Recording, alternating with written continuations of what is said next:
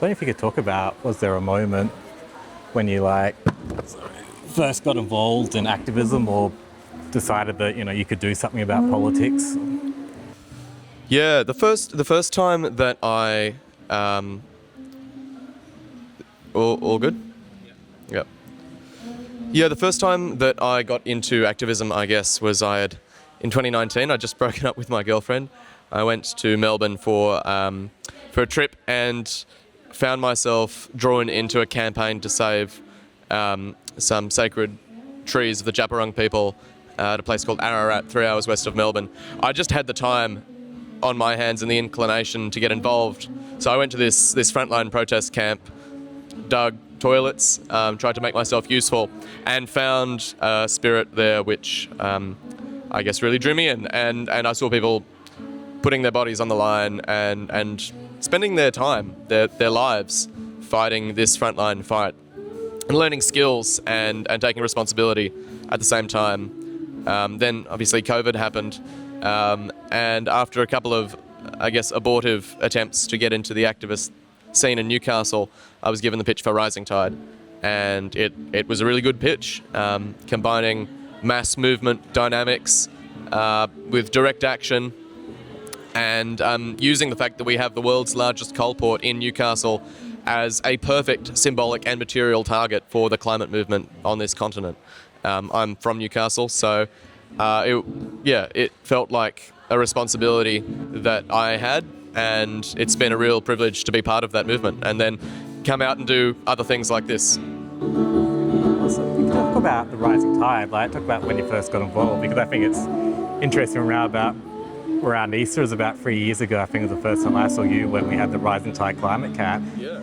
You talk a little bit about your reflections on that camp and now looking back 3 years later and that action that everyone did of blockading the coal train. Sure. Yeah, it was 3 years ago that we did the first national sort of Rising Tide event. Yeah, climate camp. Climate camps had happened before. Rising Tide had existed between about 2005, 2012 as a very different sort of organisation, but with the same general goals of blocking the coal port and fighting for climate justice in Newcastle. They had done climate camps before. 2023 was sort of a rinse and repeat of the classic model of bringing lots of people together and teaching them about theories of activism and direct action and what's going on with the climate. So calling it climate camp was really throwing back to those former years, and the culmination of that amazing camp, we had about 300 people, was blocking a coal train with about 50 people standing, some on the tracks and some actually on the train itself, with hundreds more in support. That was April 16th, my birthday, I remember, because I had the privilege of emceeing the rally on the legal side of the fence, and I've got a wonderful memory of being sung happy birthday to from people on top of a coal train that had stopped in Sandgate. And yeah, from 23 to 24 and now here in 25, it's been a hell of a journey with this crew that, keeps pulling off these amazing mobilizations.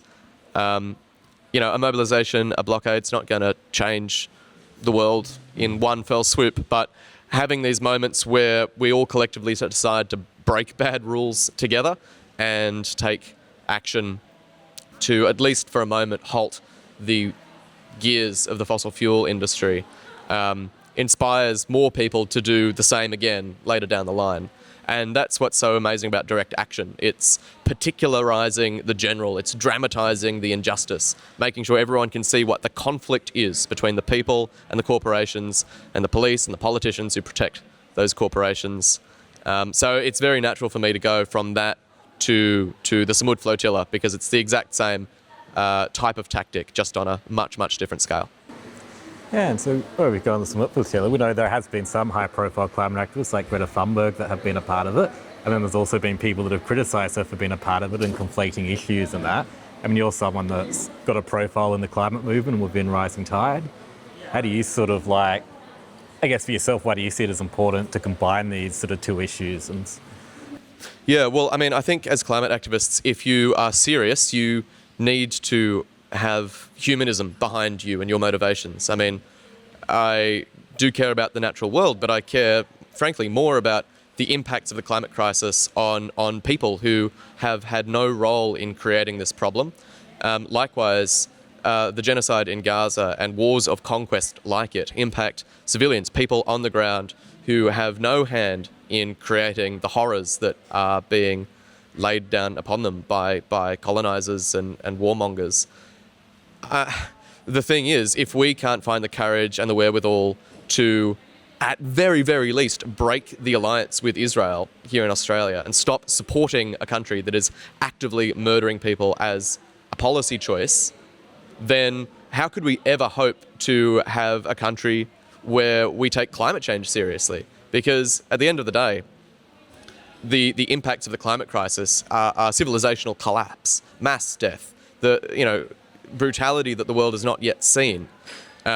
I have no faith in our government or us as a people in being able to deal with that if we can't deal even in such a small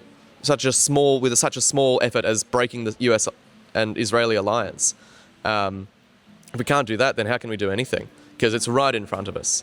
And I think the other thing to say is that in order for us to take action on climate, we have to break bad rules. We have to break bad laws. The laws are created to back in these corporations who are burning the planet for profit. We need practice, and we need people who are willing to go and do those things, go and jump in front of a coal train or stop a coal ship if we're going to have any chance of winning. And I found it so inspiring last September when people from Australia and around the world went on the Global Sumud Flotilla. That's why I'm doing it this time, is because I was inspired by them. And I think I'm living that reality, that direct action, and seeing these people take these bold actions inspires others to join in. That's exactly what we need more of, both for Palestine and for the climate. Can you talk about a bit when you did make the personal decision to join the flotilla and what that process has been like? Yeah. So I knew of Juliette Lamont through the climate activist scene, and then saw obviously that she was going on the Sumud Flotilla in September. I was deeply moved. I was very scared for her and for the other Australians and for everyone really. But knowing a face or knowing a person does make it more personal. I don't think that's a failing of us as people. It's just part of the human experience that knowing someone makes it hit harder. I sing shanties every Monday night in Redfern, and I rewrote the lyrics to an old English peasants' protest song, The Wheel of Fortune or Rolling Home. Rewrote the lyrics of that to be about the Sumud Flotilla and about Palestine. I was singing it for the shanty nights that the flotilla was sailing on, and I sent a recording to Juliette, and I said to her to let me know when the next one was going, and she did, and she called me a couple of days into 2026. Jeez, how time flies, and asked if I was still in, and I said yes, after about a day of freaking out. But since then, I feel more purposeful, and I feel like I've got more clarity than I've ever had before.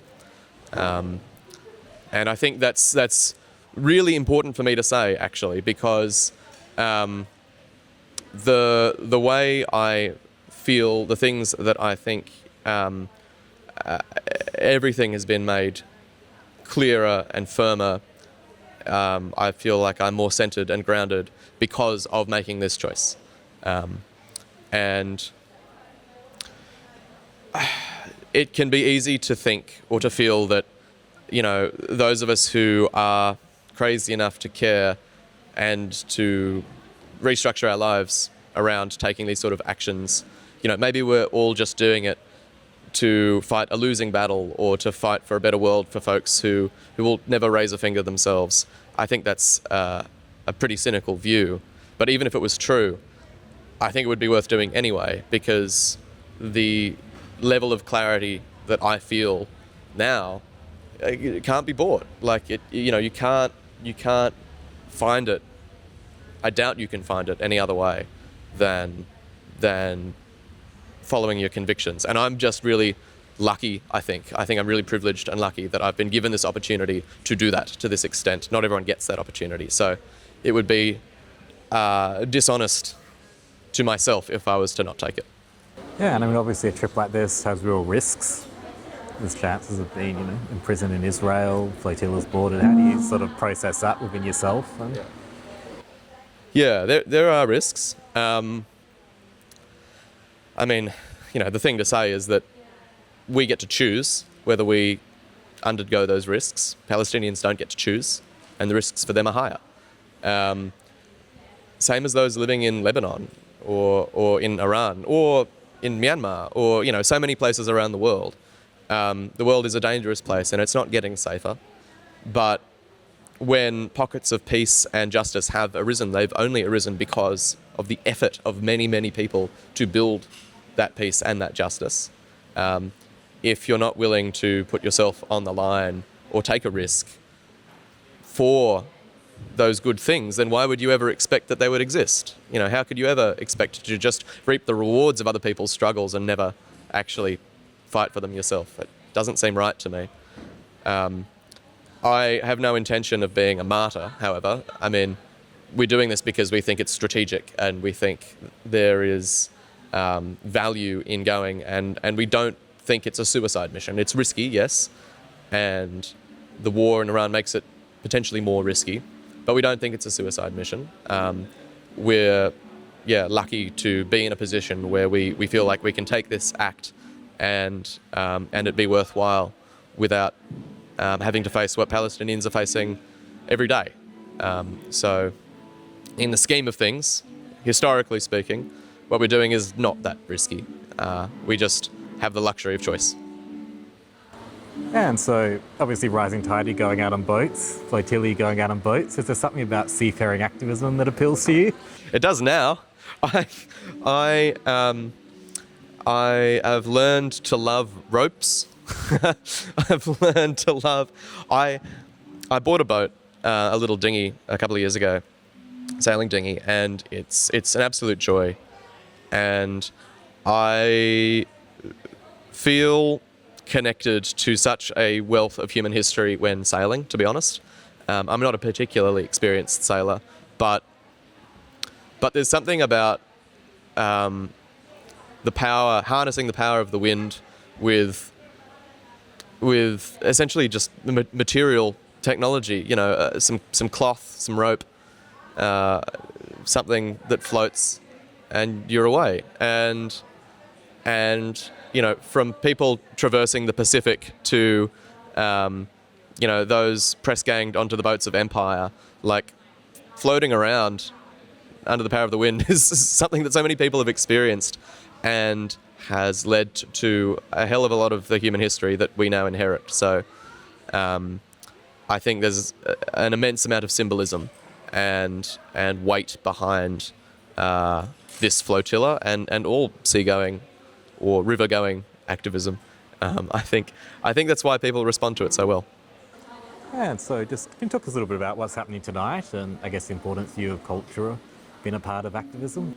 Yeah, so we're here at Addy Road, which is a phenomenal community organisation. They've been really, really generous with their time with me and for so many other activist groups. I think today they're filming something about their 50th year anniversary. So they've been going on for a long time. And so tonight we're doing a fundraiser for the flotilla. 50% of the proceeds are going to the flotilla and my flights for that. And 25% are going to the First Nations Mutual Aid Fund, the Mob Strong Fund, and 25% going to the Palestine Justice Movement, Sydney. And that's sort of the draw card for why we're holding this thing. But I was so stoked to have the opportunity to just host a party, basically. I mean, I'm going to do some speaking. Ethan Floyd, who's also going on the flotilla, is going to do some speaking. But it's not a party political where we're going to just chat at people between short musical performances. Like, this is a party, and we've got heaps of time to just mingle and get to know each other. And I'm going to do the annoying uncle thing. I've got a little mechanism that I'm going to use to force people to talk to each other, that you know, and meet people that they maybe don't know, and find what they have in common with each other. Because for me, it's actually that socialization and that community building, and just talking to people who, you know, are not necessarily, you know, on the front bill of any sort of poster, but are interesting and full people in their day-to-day lives who make so many contributions to overlapping communities. Just realizing that we've got so much more in common with each other than we ever have apart. You don't need to be told what to do by someone on a stage. Often you just need to have a community around you that gets shit done. And that's exactly how this has got done. I was introduced to Scout barely weeks ago, and told them that I was doing this, and they went and organised all the bloody music in about 72 hours. So it's such a joy to be part of a community that has skills and relationships and is able to make stuff happen. I think that's how we get stuff done. And a sort of final fun question. What are some of your favourite activist sort of literature, movies, songs? Activist literature, movies, songs. Wow. Okay, so I've really gotten onto Cassie Blanton recently. So she was on the last Flotilla. She's an American communist sort of folk singer. She's made 2 Red albums, which have got some amazing contemporary political music on them, like very modern Woody Guthrie, Pete Seeger type stuff, but her delivery is just so on point. And it's so hard to write a good political song, I feel. Like you have to weave this slalom between being too cynical and too earnest and hit a note that resonates with people. She's doing it really well, but you know, my basis is Billy Bragg. And yeah, there's something about that man's tone and rawness that speaks to me. But I think any music, depending on how it's used, can be political. It doesn't have to be a political message. If I was to give one recommendation for something to watch, you really have to watch Andor. If you haven't watched Andor, you don't have to be into Star Wars. It's a Star Wars show, but it's 2 seasons of the showrunner Tony Gilroy. Basically, I mean, he's Tony Gilroy is an amateur historian, essentially, and he's done all of his work on the history of revolutions. And so he was given millions of dollars to make 2 seasons of a show about how a revolution starts and follow one character from being essentially a scrappy thief fighting for his own survival up to being the leader of a rebel army. And it's very subtle. It doesn't just talk about, it barely talks about why it's worthwhile. It talks about how to do it, and the relationships and the skills and the tradecraft and all of that about how to build power collectively. And it also shows the other side, how the empire fights against you. It's such an inspiring piece of media. It's a shock that anyone allowed it to be made. And I've forced so many people to watch it. No one's ever told me that it wasn't worth it. So go and watch Andor. And yeah, any other final words of what? I think the thing for me is I've ended up in this position because I have said yes to increasingly insane things. Like my introduction to activism was reasonably stark, jumping into the Japarung protection camp. But it happened in stages. You know, I stayed for a couple of days, I went away, came back for a week, went away, and then ended up staying for about 5 months. And in the climate activist space, you know, I said yes to helping on a particular project, and then yes to this thing, and then I helped organise the blockade, and then I got arrested at the first blockade, and then I said yes to going full-time with Rising Tide, and all of those experiences build up over time, and having an experience behind you of breaking rules that you know are unreasonable, or going and doing a thing that's outside your comfort zone, expands your comfort zone and expands your experience and puts you in positions to do things like join the Global Sumud Flotilla. I mean, and I think that's really important to note, because anyone can do that. Like, everyone's got a comfort zone. Everyone's got something that they can say yes to that's a little bit beyond their capacity right now. But that's how we grow. That's how we grow our power. And there is joy in the movement. I mean, this is proof of that. But it's also a struggle, and it's also hard. And if we remain within what is comfortable for us, then we're going to lose. We are going to lose. We don't have that luxury. So my thing is, find something that's slightly beyond your capacity, that you're not quite ready for, and go and do it. You'll be ready for the next one. You'll also be ready to get uncomfortable again and do even more things. And we need you. We need all of us.